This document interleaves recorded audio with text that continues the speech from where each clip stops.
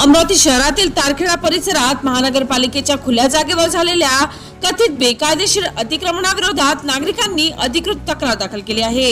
या प्रकरणामुळे स्थानिक पातळीवर चर्चा रंगू लागली असून प्रशासनाच्या भूमिकेकडे सर्वांचे लक्ष लागले आहे। मित्रांनो, प्राप्त माहितीनुसार सर्वे क्रमांक 19 मौजा तारखेडा येथील महानगरपालिकेच्या खुल्या जागेवर एका व्यक्तीने अनधिकृतरित्या दुकान उभारल्याची तक्रार करण्यात आली आहे।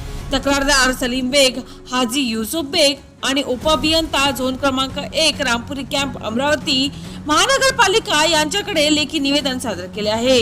तक्रारीत नमूद केल्याप्रमाणे संबंधित खुली जागा ही सार्वजनिक वापरासाठी राखीव असून त्यावर करण्यात आलेले अतिक्रमण नियमबाह्य असल्याचा दावा करण्यात आला आहे। तसेच या संदर्भात जागेच्या लेआउट नकाशाची झेरॉक्स प्रतही पुरावा म्हणून जोडण्यात आली आहे। मित्रांनो, तक्रारदारांनी महानगरपालिकेला विनंती केली आहे की संबंधित अतिक्रमण लवकरात लवकर हटवून सार्वजनिक जागा मोकळी करून द्यावी। या प्रकरणात आता महानगरपालिकेची पुढील कार्यवाही काय असेल याकडे स्थानिक नागरिकांचे लक्ष लागले आहे। नियमानुसार चौकशी करून योग्य ती कार्यवाही केली जाईल का हे पाहणे महत्त्वाचे ठरणार आहे। चला तर मित्रांनो, पुन्हा भेटूया नवीन बातमीसह।